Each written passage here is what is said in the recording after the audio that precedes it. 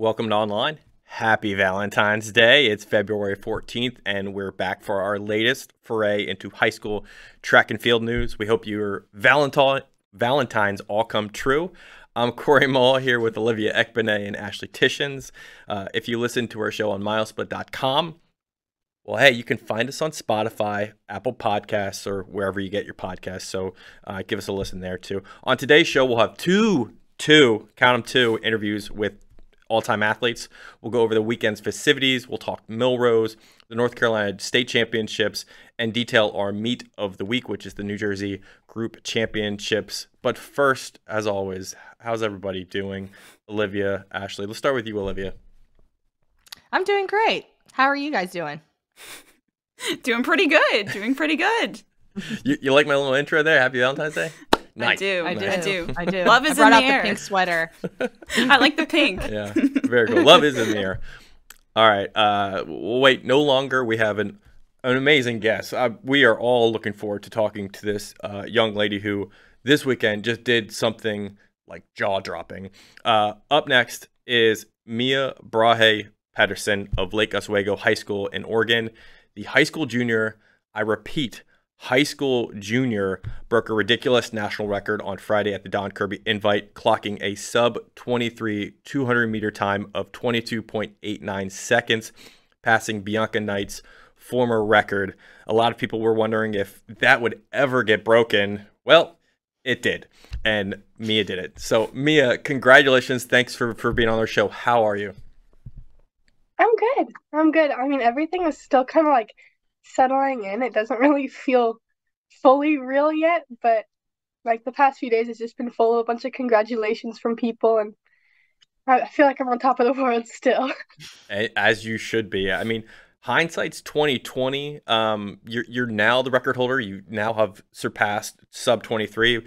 But if you could take us back to the line, could you tell us what was going through your head before you even started? Were you even thinking like sub 23, or were you thinking something different? Back in 2020? No, now, like on Friday. Oh, today. Okay. Honestly, I was hoping for like maybe a 23-1 or 23-2 low. 22 that just seemed like that would be a dream, and I was trying to be realistic. But I think that was the best case scenario. That was definitely the best case scenario, not what I was expecting. Absolutely. And I think we've all watched this race like a handful of times. We looked at it. I mean, you know, where were the great strong points of it? Like, how did it kind of come together? Like, for me, I felt like the first half of this race, like, set you up for success. Do you see it that way, or do you see it any differently? I think I didn't get out as strong as I would have liked. I feel like I might have stumbled. But then after like 20 meters all the way to like 150, I feel like that part of my race really set me up. And that's usually one of the stronger parts of my 200, and so I was able to rely on that, and I'm just glad I executed. I love that, Mia. And I must say, I think, as Corey mentioned, we watched this a handful of times. I've even had people message me like, wait, this girl's a high schooler and she's a junior? This is insane. I'm like, yeah, this girl is literally on fire.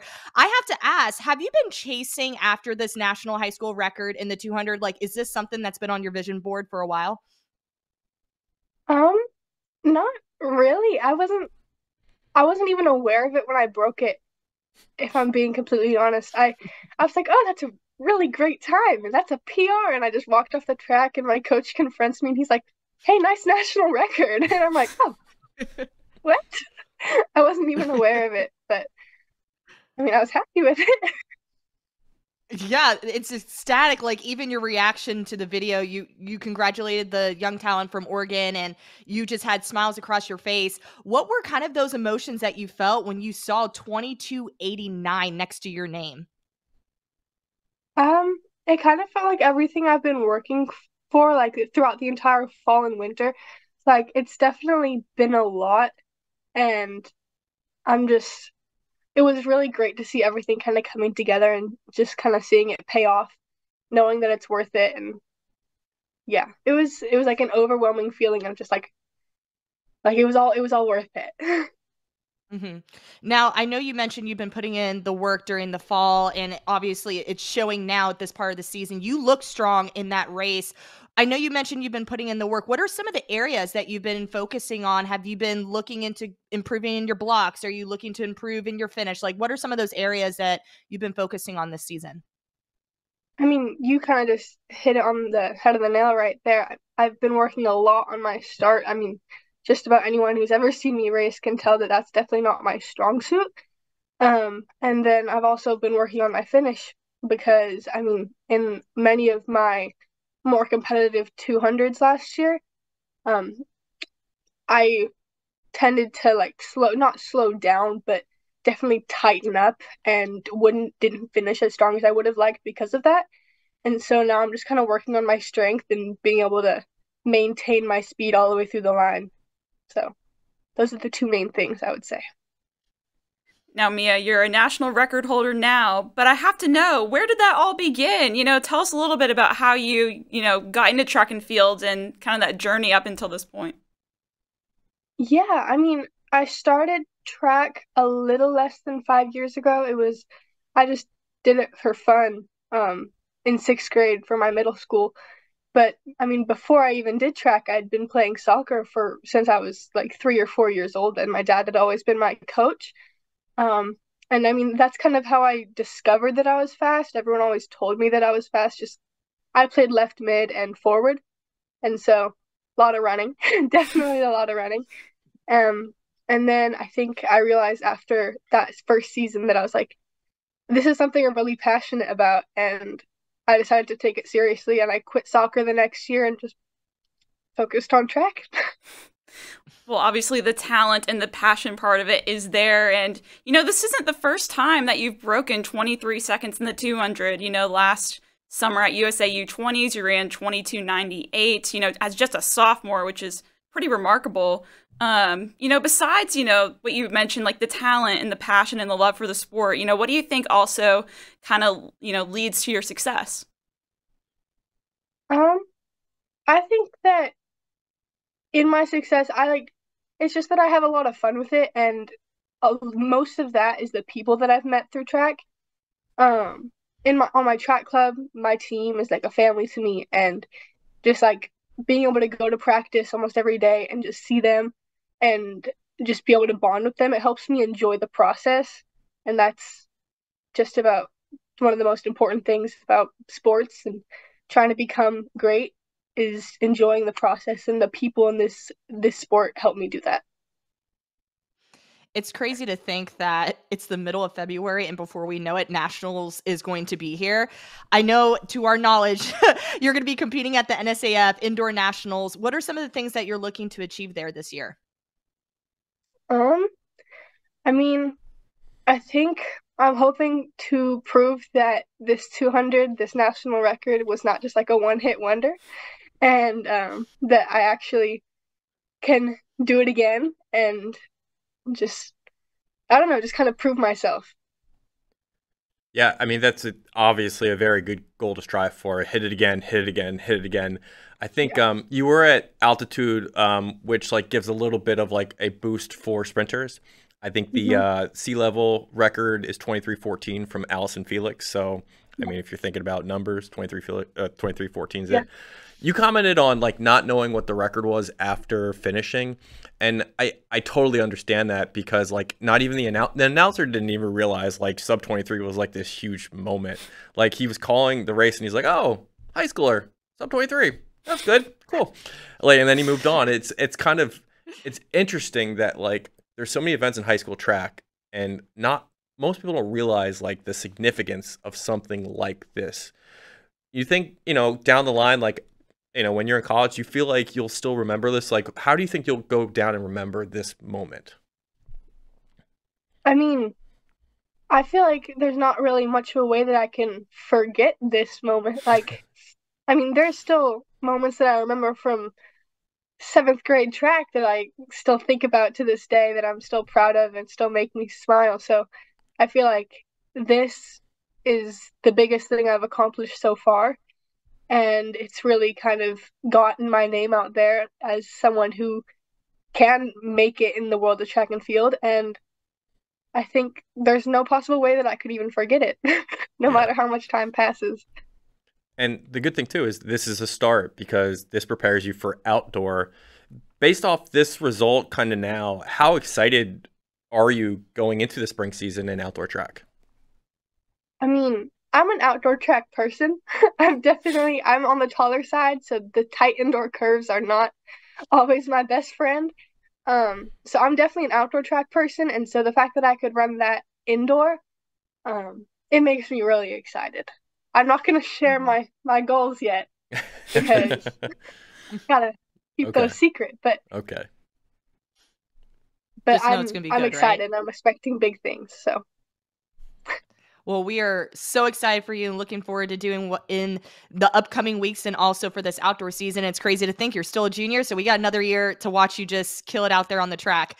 Now, Oregon is a very, very interesting state. I actually been to Oregon a handful of times. I love it. So what is the most Oregon thing that describes you? that's hard. Probably that I'm just like not fazed by the weather at all. Like,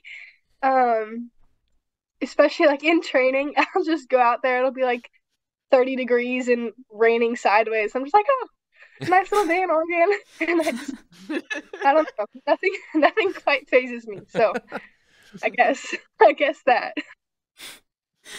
Now, Mia, we like to ask our guests what their music taste is. So, first off, what, is your music taste? And then, what's better? Do you like Spotify, or are you like someone that watches or like music videos or listens to music on YouTube?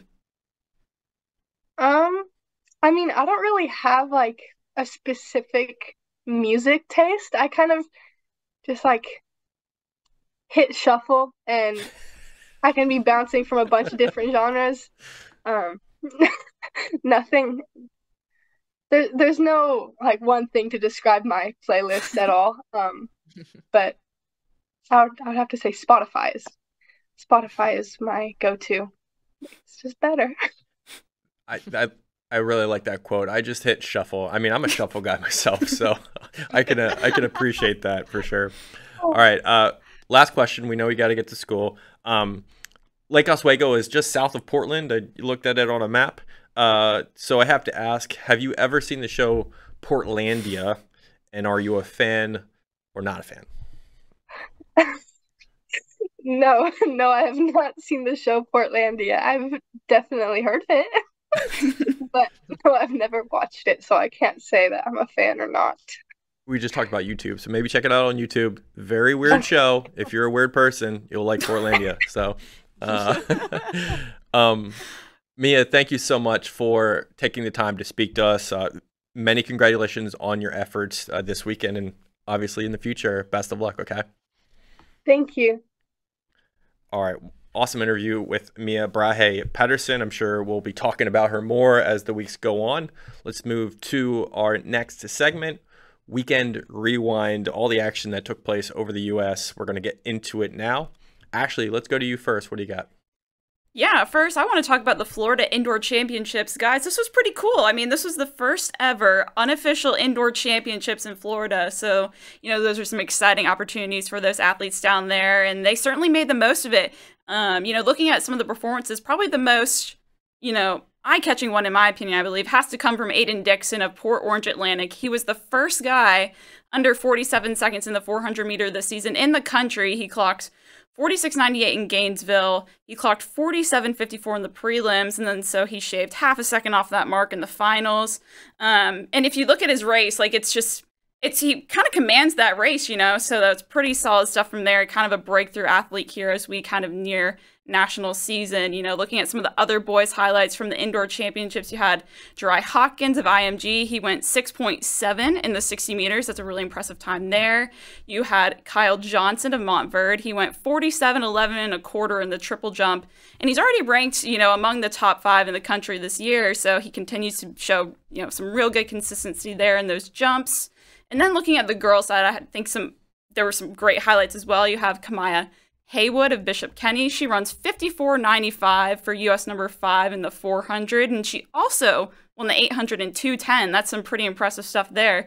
You have Brittany Jennings of Top End Track Club. She ran 8:48 for a PR and a US top 10 performance in the 60-meter hurdles. And lastly, Mackenzie Travis of Evangelical Christian School. She won both the 60 and the 200. So we had a lot of people, kind of doubling there and getting some wins in multiple events. And, all around, I think the Florida athletes made the most of their, kind of unofficial indoor championships. Quick question here. Aiden Dixon, first guy under 47. Is he the last guy under 47?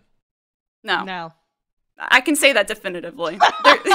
There's more coming. Okay. But he's the first. Maybe it's the domino effect, like he did it first and more to come. Absolutely.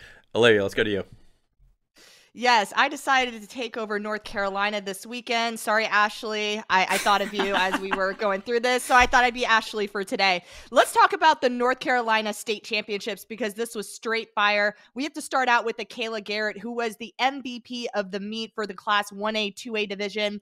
She competed in 4 races in about 1 hour time span, which I thought was remarkable. She won the 55-meter hurdles in 7.86 and also the 500 with a 1:15.86. Those are new 1A, 2A state meet records. She also won the 300 with a 40.44 and then finished third in the 55. Fun fact about this 55, this was her first time ever competing at the state championships in that event in the 55, just straight sprints, no hurdles in the way. So finishing third there is remarkable. There were also 3 other performers that I think deserve some credit and some love this week. Antoine Hughes Jr., which we'll dive into a little bit more. He clocked a meet record of 6.19 in the 55 to win the title, which is a number 9 all-time performance. Jordan Polk of Jordan ran a U.S. top 10 performance in the 500 meters with a 1:04.25. He improved by 2 seconds in this event, and he ran that last year at the state championship. So that's remarkable. Then you also have junior Peyton Kimball of Northeastern. He threw the shot put in a best of 55.9 to win the 1A2 title. This equals the 17th best throw in North Carolina high school history. So kudos to all the athletes that won titles in North Carolina, but I'm going to kick it off now to the Eastern Indoors where Corey was actually at this weekend. Corey had an opportunity to sing King Kong Best, one of the top sprinters in the nation, clocked a 6.92 in the 60. He was second to Josiah Rogers, who won the title in a 6.91. So interesting about King, he became the fastest freshman so far this indoor season in this event, and he moved up to number 8 all time for the freshman class. This is also his 3rd performance this season where he broke 7 seconds in the short sprints. Outside of King, we saw a very heavy matchup, and this race is something that we were all looking forward to seeing. We were able to see Claire Stegall and Kira O'Shea battle it out this weekend in the mile. And I must say, I was super impressed by both of these ladies, and we're going to have that race video up for you guys in just a moment. But Kira, I think, did all the work. She was pretty much leading this whole entire race until the very last 200, where Claire just put on the jets. I have never seen anything like this. This is the last 200 meters of this race. And Corey, I want you to kind of just share a little bit more about insights on this race, but Claire just put on all gas, no brakes, clocked a 4:44.62 to break her previous record of 4:55, which she set last year. And she also shaved 10 seconds off her previous best. What an improvement for the sophomore. And this is the 5th fastest time in the nation. So, Corey, you had a chance to watch this. What were some of your thoughts on this performance? Well, I mean, high school athletes are very polite, right? They're ladies obviously are friends off the track and on the track. But watching this, it was a little tense because 2 times Kira had to kind of get away from, a couple interlocking of feet, right? After one lap, she kind of got clipped a little bit from Stegall, who was a little too close, and then toward the end it happened again. So, I think you could sense or glean any insight from that is that, they were really going at each other, right? They each wanted to win. And I thought it was a good race from Kira because she wasn't afraid to lead. She knew Claire was on her shoulder the whole time, and she was okay with that. Claire, I mean, pulled out the move at the end, which is often done, right? I think I don't know.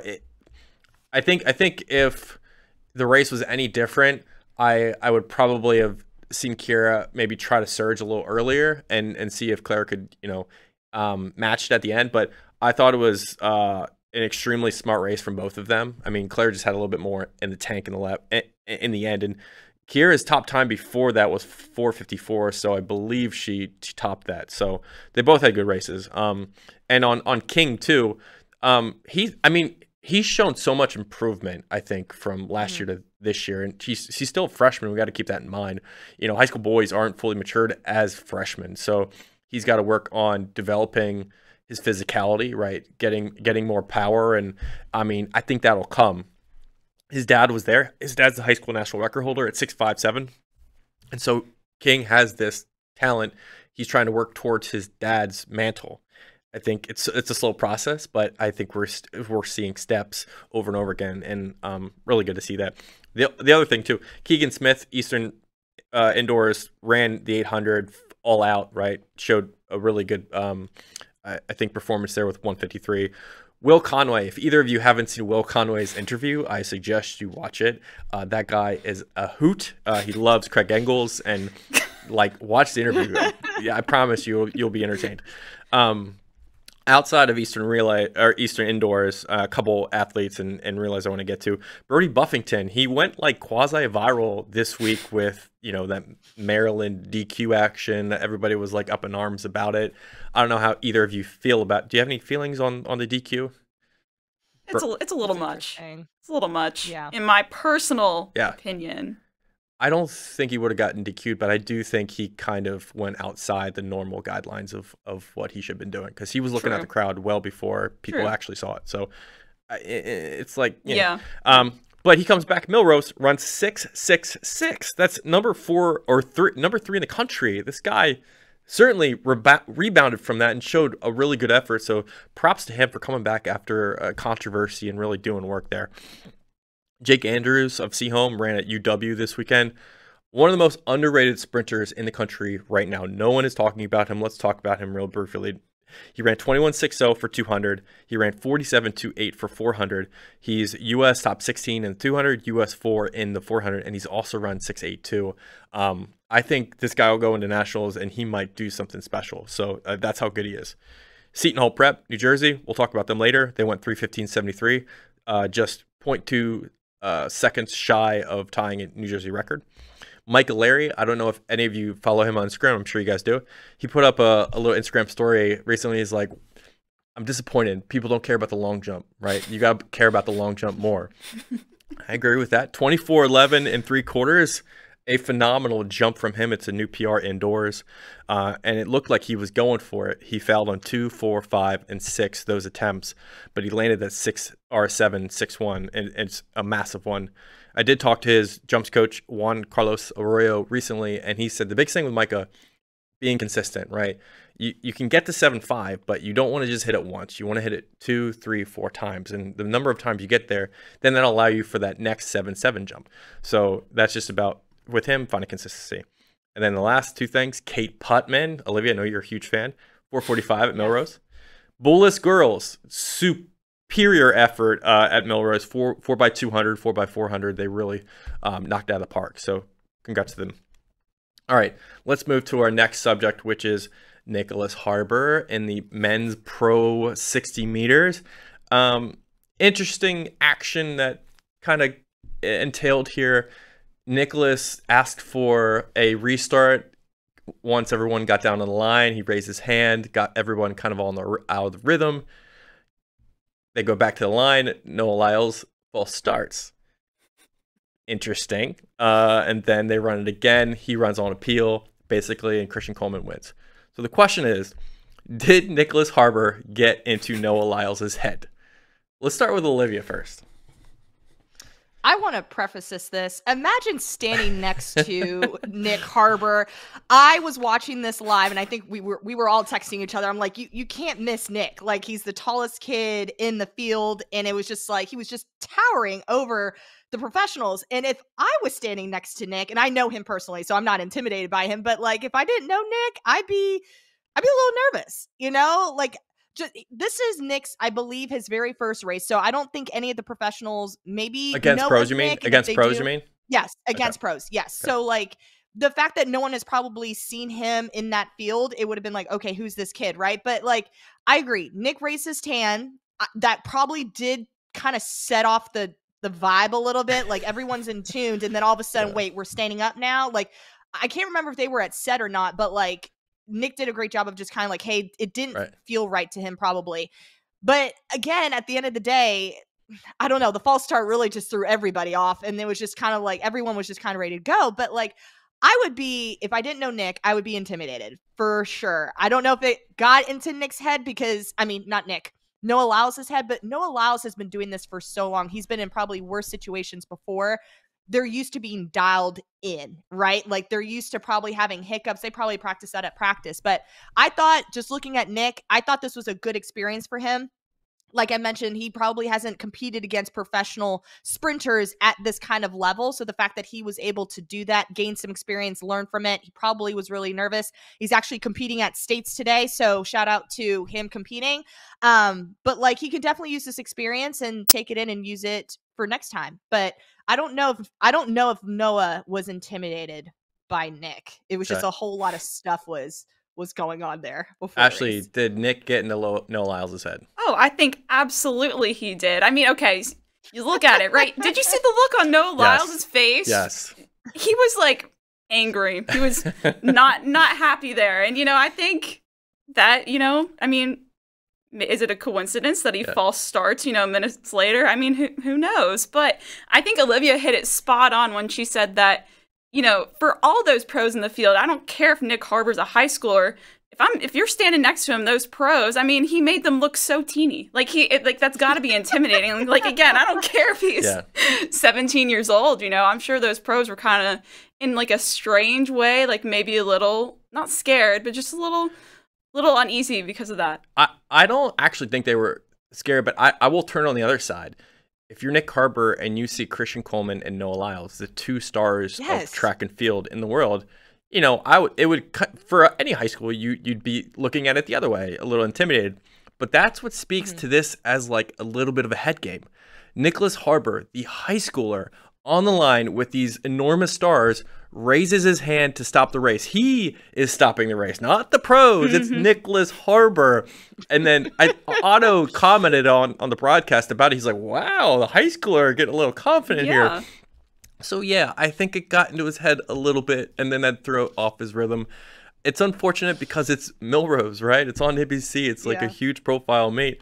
But in the end, and then it ultimately did come down to Lyles and Coleman. It didn't come down to Harbor. Harbor is still developing, right? So we're not going to knock him for that. He's run beautifully like this year, 6.64 and 6.75, I believe, in this race. I mean, isn't bad either. It's really, really good. But I think it was an awesome moment, right? You don't see that every day, and it's something that you certainly, you know, it's a talking point. So interesting stuff there in the men's 60. Let's move on to another short distance race in the North Carolina Indoor State Championships. Antoine Hughes Jr. had a incredible race. Ended up setting a new meet record, tying a state record, and he won the 55 in 6.19 seconds. Let's just go into this because it was a beautiful moment. Let's watch the tape first and then like get into it. And after this, Olivia, you can start off after this.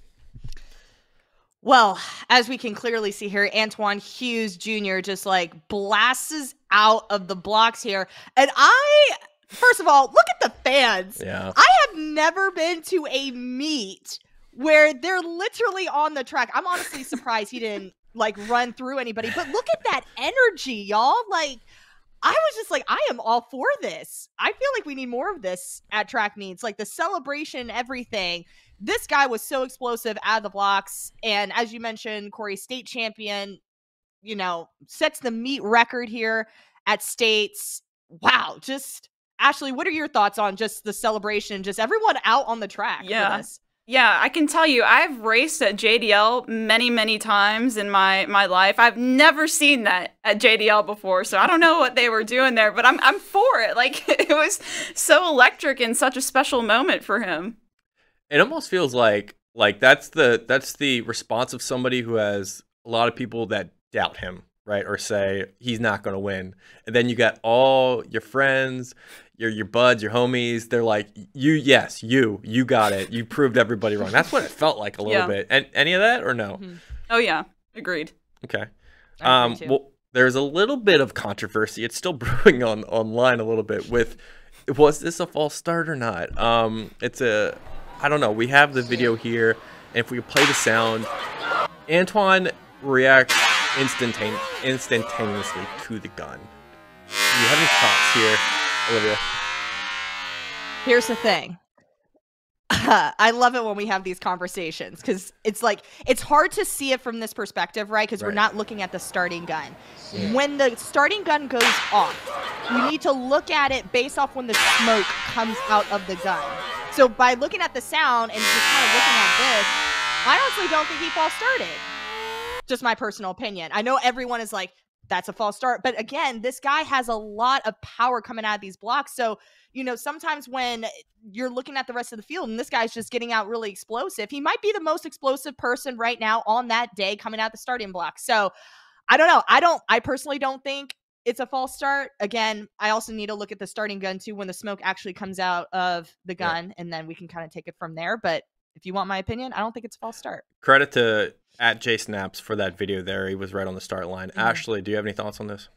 You know, I think I have to agree with Olivia now, especially looking at that. I hadn't seen that, slowed down video until now. And I mean, it looks like he just got a really good reaction, and like, again, maybe it would have been different if I had just been there in person watching like right on the start line, the kind of like Olivia said. But, I mean, it boils down to he had a great race. He won a state title. He proved some people wrong, probably. So shout out to him. Kudos to him. Yeah, this has been in the news lately with false starts. Devin Allen, at I believe USA's, right? And there was an American woman, I think, somewhere else indoors that had multiple false starts. The letter of the law says if you're faster than 0.1, then it's a false start, right? So that's kind of where it gets tricky. But high school doesn't record, starts, right? So they're not going to like put this to that level.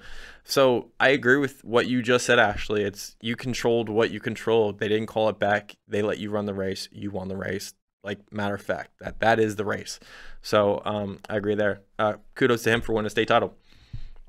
All right, the start of outdoor track and field awaits. We got Florida Louie Bing Invitational this weekend in Miami, the start of outdoor track and field. This is going to be awesome, as it always is in Florida. Ashley, let's hear from you. What are your thoughts on this? Yeah, it's kind of crazy to think about this because, I mean, they just had their unofficial indoor meet, but now we're going to outdoor in Florida. So, they've kind of all in all, like, I'm excited to see what's going to, happen down there in Florida. Looking at some of the top entries, we have some people that I'm going to be really excited to see.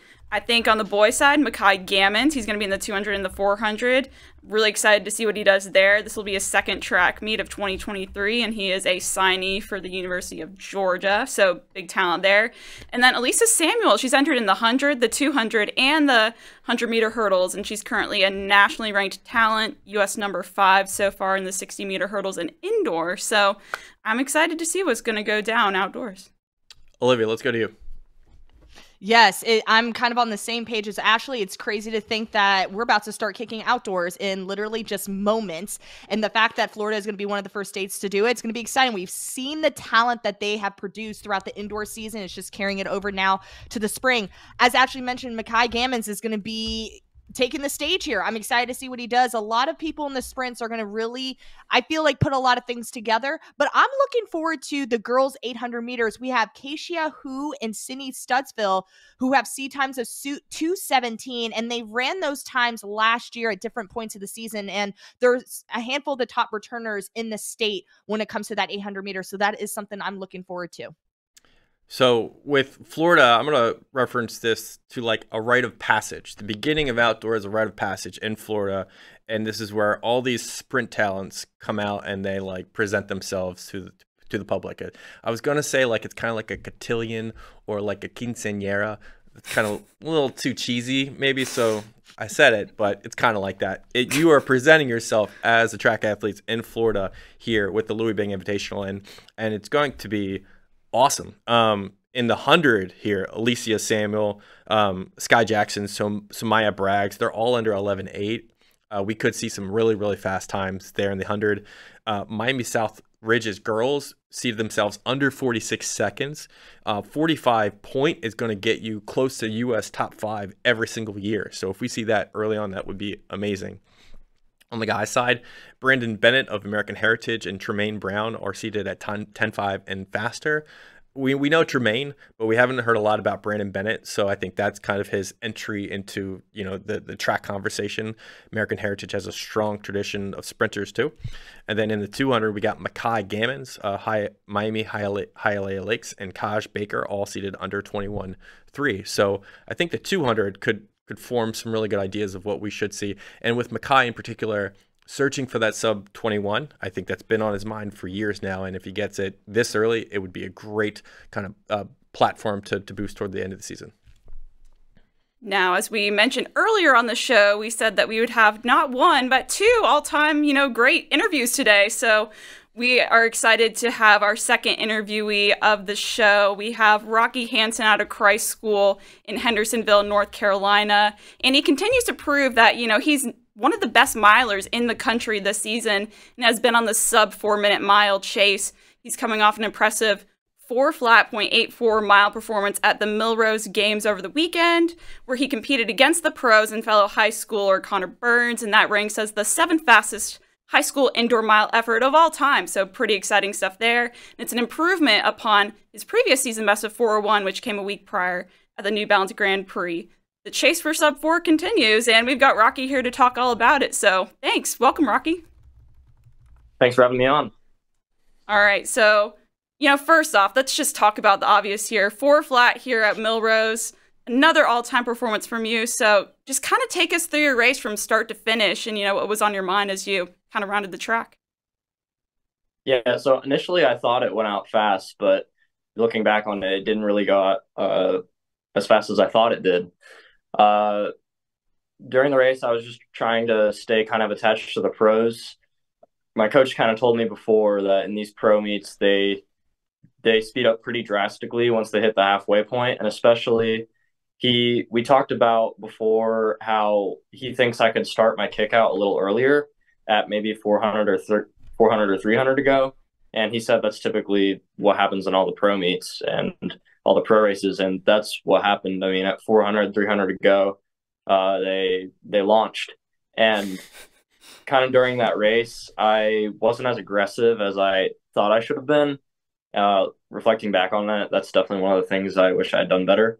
But overall, it was a great experience, and I had a fun time, and I'm glad I was able to hold my own in a decent way for my first pro experience. Yeah, as you mentioned, like if you look at that race, that's exactly what happened. It was kind of a kick to the finish there at the pros, and so kind of early on, we noticed like you were kind of running on the outside there, outside of lane 1, looking at that, like how do you think that kind of impacted your race? Was that something you expected to happen? I wouldn't say it was something I expected to happen. It was definitely the main thing I did wrong. Reflecting back on it, like I said earlier, being more aggressive in the race was probably the biggest mistake I made. But going into the next race, I'm definitely going to be playing more around with just not being so afraid to just press on the gas whenever during a race, because I feel like I was concerned that surging to the front in that way, in that manner behind the pacer would not serve me well later in the race. I thought that I would fan out if I surged too early.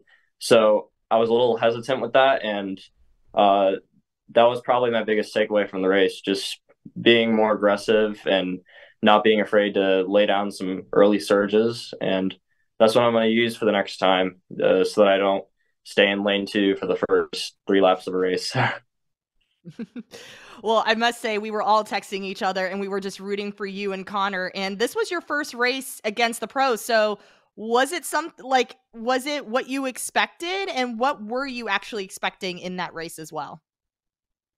I would say it met my expectations. I knew that there was good competition, and I knew that just from my experience watching pro meets online and on TV, I knew that they tend to go pretty fast towards the end. And I also knew that whenever a race goes out slower than planned in these collegiate or pro races, they typically speed up even more drastically towards the end.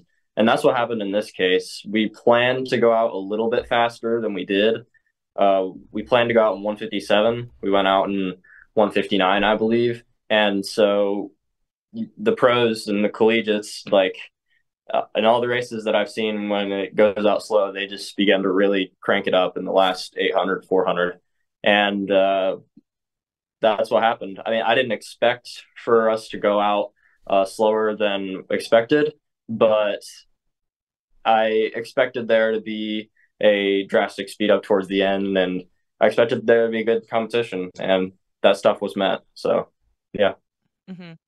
Now, this race was also very intense, and I know you mentioned that like you were pretty much running in lanes like the end of 1 inside of 2, and also you were also in 3 at some points of the race. Were there other parts throughout this race where you felt like you were being very challenged, and how are you going to use that experience to kind of shape and just kind of change the way that you approach other races in the future? Yeah, well, I mean, like you said, I definitely felt sort of challenged when I was kind of running in that outside lane, and I was hesitant to surge to the front. But also towards the end, when it sped up, that was challenging too. I didn't,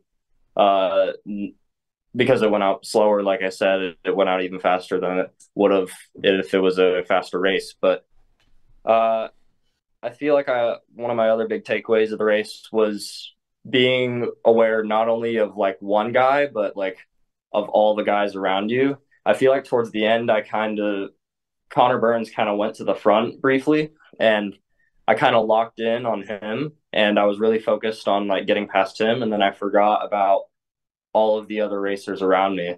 And then they smashed me like once I crossed like, I don't know, 1 lap to go. They just blew right past me. So that was another one of my big takeaways, not just super hyper focused on like one guy, but like of all the bodies around you, and evaluating where your body is in space and how you feel is probably my biggest takeaway. Rocky, you also mentioned. I'm sorry. Go ahead. Oh, go ahead, Corey. Okay. No, go ahead. You also mentioned Connor Burns was in that field as well. Was it almost like a sense? I know you're a competitor, but was it also a sense of comfort knowing that you're not the only high school boy in this field as well? Yeah, it was a little comforting. I mean, we gave each other a little nod beforehand, but I mean, at the end of the day, we're still both competitors, and we both know that we're here to run a race. And I mean, I don't really care who shows up. I don't look at any entries beforehand or anything like that. But it was cool that there was another high schooler in the race. But I wouldn't say that it was like a huge factor in determining how the race played out. I feel like going into it, I just wanted to race it like a normal race and approach it level-headed. So, yeah. Yeah, it kind of, I mean, hearing you talk about it where you say they launched at a certain point and they didn't, like, you kind of had to just meet them, and they're not doing you any favors when they're out there. They're not trying to lead you to a sub 4. They're like, here, have it, Rocky. So what did you learn about that experience as far as like, you know, when you run in a meet like this, no one's going to lead you anyway. You have to control your race. Have you thought about that at all as far as like learning experiences against pros? I mean, they're going to be cutthroat. They want to win too. How'd you look at that? I mean, yeah, going into the race, my coach told me they're pros. They don't want to get beat by a high schooler. So going into it, I obviously said that I wanted to treat it like any other race, but I mean, it's no different than, I mean, I guess it's a little more cutthroat since you're a high schooler and you're in a pro field and they don't want to get beat. Yeah. But I mean, the biggest takeaway was just like being aggressive no matter who's on the line, whether it be a pro, a high schooler, collegiate, whatever it may be. Just whoever shows up, and you still execute and race to win. You raced back to back too. I mean, the previous week you were at New Balance Grand Prix. Now you were at Milrose. Was that hard on the body, like running 2 fast miles back to back? How would you describe sort of those 2 weeks together? I actually bounced back pretty quick from New Balance, and going into Milrose, I was feeling good. I wouldn't say it was a huge toll on the body. We're still early in indoor, so my body isn't really feeling the wear and tear of training yet. I feel like if you race too much during like postseason or April or something like that, when you're in like a high training block, then it can kind of wear down your body a little bit. But we did the proper things leading up to the races, like cutting down the mileage slightly just so I could have a little more rest on my legs, and um, doing the correct workouts, correct easy days leading up. So I would say I felt good going in. Now, I know you said before, you kind of live by almost this, I guess, this mantra of sorts where it's kind of just, you just race hard and you run hard and then the times will come. But, it's kind of just this obvious, sub-4 barrier kind of in mind, surrounding this season. Like, do you still kind of live by that saying, or does that kind of change, now that that kind of mark is, within reach? If that makes sense. Yeah, it makes sense. I'm trying not to let it phase me.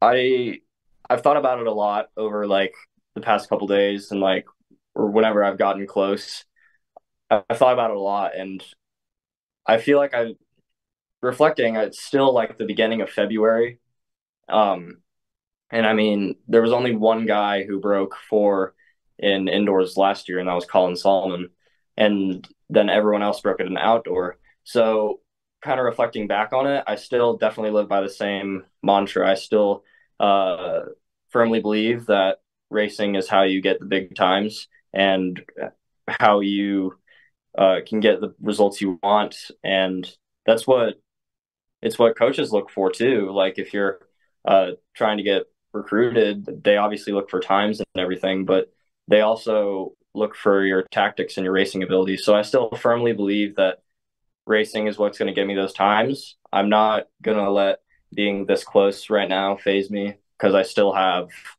4 months of a season to go. And I believe in myself. I'm confident in my abilities. So I'm just going to keep racing to win. And like I said, what my takeaways from this race, I'm going to practice more like aggression during a race, like not be as afraid to push on the gas or let off the gas, just stuff like that. Now, as we move towards the championship part of the indoor season, also the spring, what are some areas that you're going to be focusing on for the remainder of the season? I don't know if there's anything I particularly focus on as far as events go. We've always just kind of done mile to mile, but I mean, just getting in some good training from now until indoor, like until the end of indoor, of course, and then getting in some great training over spring track. And then once the big meets come during postseason, then we start tapering down a little bit and we go into postseason and try and do some big things. Sounds like a plan. Sounds like you know what it is. You're going for it. All right. One fun thing, Rocky. You were in New York. I mean, did you have any fun pit stops? Like, did you grab a bagel or I don't know, pizza? Anything fun? I mean, after the race, we went to Times Square that night, and it was pretty crazy. It's complete chaos there. How so? Just with all the street performers and the amounts of people, even if it's like the middle of February. I was still kind of taken aback that there was that many people there, but I mean, it's a city that never sleeps. So now, one more final thing. So we like to ask our guests again what they like to listen to, maybe pre-race or something. I know Corey over the weekend said that he envisions you listening to like, I don't know, like the Rocky playlist or something. Oh, like it's fitting. No, yeah, we wanted to. Yes. Have you ever listened to the Rocky soundtrack? It seems fitting. Yes, I do love the Rocky soundtrack, but pre-race, I do not listen to music. I meditate. I get in the zone. I've never been a music before a race kind of guy. I've always just tried to uh, zen out my mind and really focus on what's around me and bring that energy into the race. But I do love the Rocky playlist. Don't worry, it's downloaded on my. What's your favorite Rocky like of the series? Do you have a favorite? Oh, I haven't watched all of them. Okay. I mean, I've heard people say like, "Oh, don't watch past the first one. The other ones aren't as good." But I don't know. One day I definitely do want to watch all of them just because they're the Rocky movies. But Rocky 4, Rocky 4. Rocky 4. Really, Rocky 4? Rocky 4, yes. I don't know. 100% Rocky 4, yes. Well, Rocky, thanks again. We'll, look forward to seeing you compete in nationals very soon, and best of luck to you. Yeah, thanks for having me on. Thanks, Rocky. All right, one last segment to get to. That is our national meet of the week on the calendar. It is the NJSIAA Group Championships held at the Bubble in Toms River, New Jersey. The group championships are essentially that states, and then they are followed by the meet of champions. Here we're going to get into the competition between groups 1, 2, 3, and 4. We're going to go into really 2 athletes or a relay or a team that we're looking at specifically. And the first one is Jason Meza of Morristown. He enters group 4 as the 400-meter favorite. Do we have any thoughts here on Jason moving forward into the group 4 championships? Ashley, I'll start with you. Yeah, looking at Jason Meza, I think this could be his year to shine personally. And, if you look at him, yes, he's, the top returner in the 400, but he's also very versatile. He's done everything from the 400 to the 55-meter hurdles to the high jump. So he has a really big repertoire of skills. And, I suspect, though, that, after finishing 4th last year in this event, that, maybe he has something he wants to prove in 2023. He's the top seed. He'll be aiming for a title. So I'm excited to see what he does. Next big race to feature will be in non-public A, boys 4x4, Seton Hall Prep. They did something really impressive this weekend. Olivia, can you talk a little bit more about this team and what they could potentially do at groups? Yes, let's talk about Seton Hall Prep. And as you mentioned, they competed at Millrose and set a new meet record, just the second best performance behind Union Catholic's time of 3:15 from 2014 from New Balance National Indoor. So that race was pretty hot, right? And I know there was a tweet that was posted out, so let's bring that up onto the screen now. And they've had some incredible splits across the board. There was 3 seniors and a freshman on the squad. You had 47.8 for Ryan, the fastest split of the meet. Then you had 50.8 for Russell Webb, 48.6 for Nick DeVita, and 48.3 for Xavier Donaldson. And we know that they're going to put everything together because, like I mentioned, 3 seniors and a freshman on this team.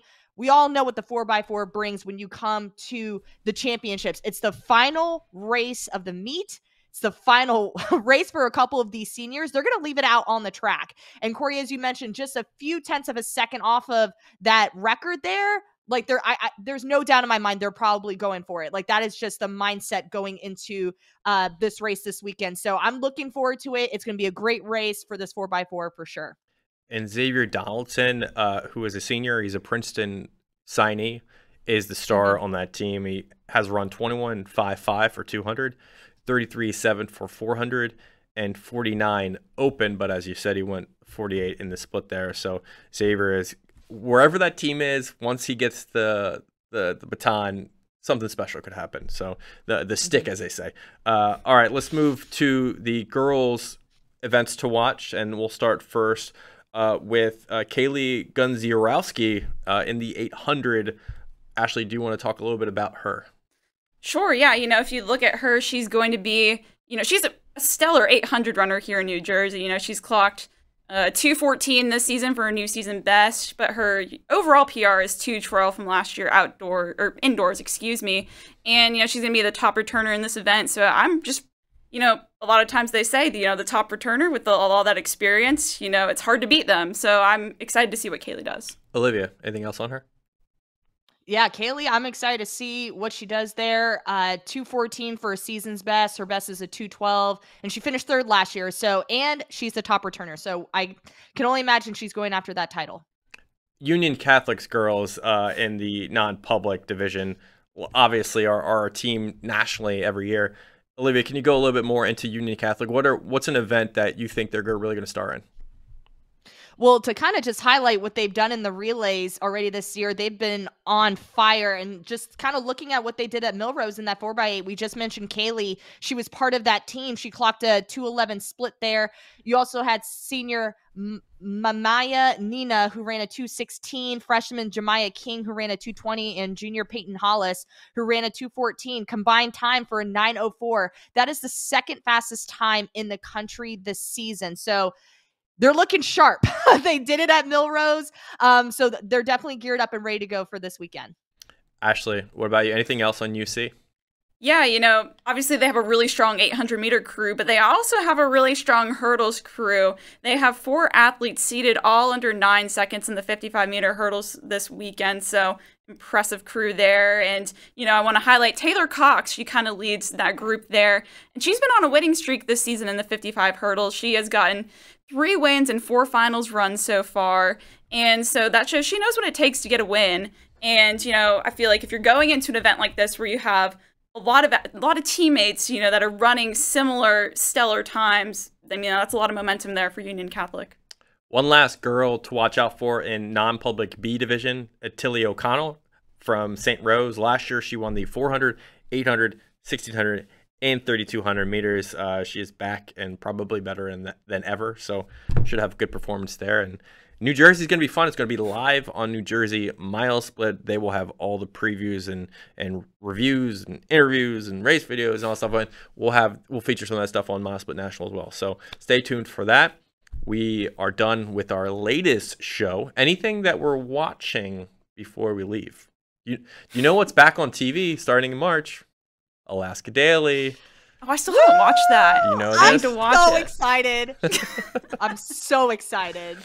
I've been counting down the days for that. Yeah. Actually, this is the time to catch up. I think I know. It's true. It's a good show. I know. Maybe I will. I'll write it on my calendar or something. Yeah. I don't know. Hillary Swank had to have a baby, so that's why they had the mid-season stop, and then they're back in March. So okay. Yeah, the concluding, you know, storyline. I guess they're chasing after a story.